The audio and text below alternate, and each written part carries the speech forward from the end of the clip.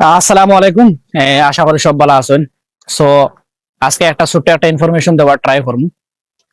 আমরা যারা খালি ইউরোপ নিয়ে খালি চিন্তা করি, আমরা ইউরোপ কেমনে আইতাম, অনেকে অবৈধ রাস্তা টুকাইন, অবৈধ রাস্তায় আইন, যেমন কি লিবিয়া ইয়া সমুদ্র রাস্তা বাই দিয়া মানুষ ইটালি আবার ট্রাই করুন বা গ্রিস হামাইবার ট্রাই করুন।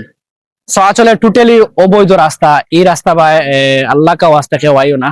কারণ ও গেছে সপ্তাহে একটা নিউজ দেখছি, ইটালিত অনেক হাজার হাজার মানুষ মারা গেছেন ইয়ত ফুরিয়া ও সমুদ্র ফুরিয়া, নৌকা ডুবে গেছে গিয়া।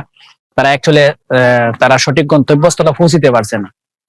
সো আমার বেশি একটা রিকোয়েস্ট হইল গো খান, যে আপনারা ট্রাই করবা বেশিরভাগ অবৈধ রাস্তা না হওয়ার লাগে। কারণ তোরা যারা গালফ যারা আছেন, এরা যদি তোরা যদি কষ্ট করেন, যদি ভিজিট ভিসা পাইবা শিওর।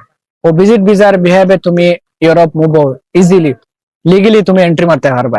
তোমার এই কোনো সমস্যা, মানে সমস্যা পড়তে হয় না তুমি। আর এই অসুবিধা যেটা লিবিয়া ইয়া বা সাগরে দিয়া বা, দেখো ভাই একটা জিনিস হয়, যদি নিজের জীবন যদি থাকে না, যে তুমি ইউরোপ আমেরিকা লন্ডন দিকে তা করবা। সো এর লাগিয়া আমার বেশি রিকোয়েস্ট হইল গো খান, যে বা যারা আওয়ার লাগে ট্রাই করে আবার ভিজিট ভিসা পাওয়ার লাগিয়া ইজিলি লিগেল এন্ট্রি মারো।